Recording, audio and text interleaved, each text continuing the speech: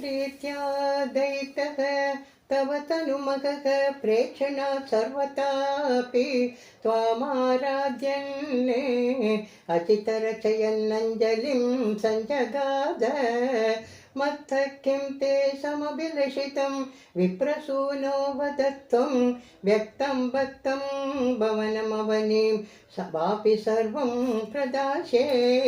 तामक्षीणां बलिगिरमुपाकर्ण्य कारुण्यपूर्णोऽपि अस्योत्सेकं शमयतु मनः दैत्यवंशं प्रशंसन्निं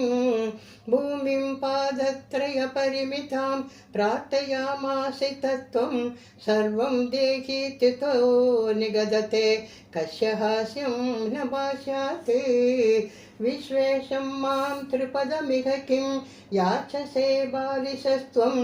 सर्वां भूमिं वृणुकि मुने त्यालपत्वां सदृप्यं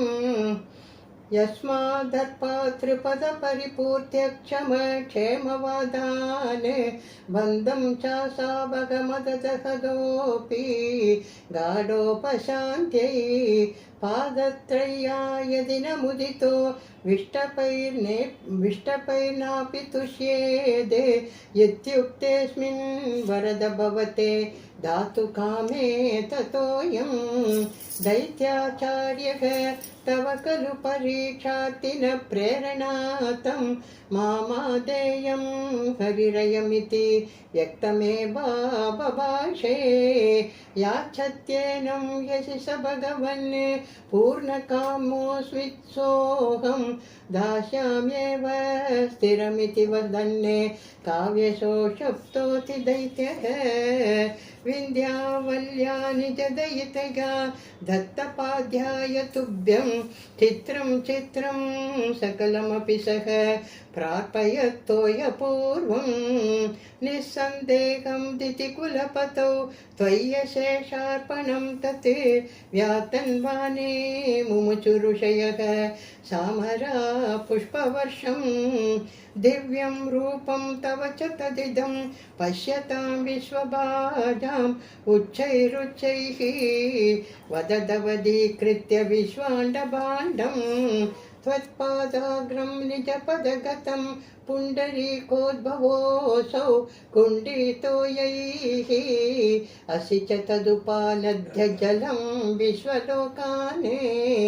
हर्षोत्कर्षाशु भगुननृते केचरैरुत्सवेऽस्मिन् भेरीर्निघ्नन् भुवनमजन जाम्बवान् भक्तिशाली तावद्दैत्यास्त्वनुमतिमृते भर्तुरारब्धयुद्धाः देवोपेतैः भवदनुचरैः सङ्गता भङ्गमापन्ने कालात्मायं वसति पुरतो यद्वशात् प्राञ्चिता स्मः किं यो युद्धैः अतिबलिगिरा तेतपातालमापुः पाशैर्बद्धं पदगपतिना दैत्यमुच्चैरवादीः तातीयिकं दिश मम पदं किं न विश्वेश्वरोऽसि पादं मूर्ध्नि प्रणय भगवन्ने इत्यकम्बं वदन्तं प्रह्लादस्तं स्वयमुपगतो मानयन्नस्तवी त्वां दर्पोचित्यै विहितमखिलं दैत्यसिद्धोऽसि पुण्यैः लोकस्तेस्तु त्रिधव विजयी वासवत्वं च पश्चात् मत्सायुज्यं भज च पुनरित्यवन् गृह्णा बलिन्तं विप्रैः सन्धाने तमहवरः पाहि वातालयेश सर्वत्र गोविन्दनाम संकीर्तनं गोविन्द गोविन्द।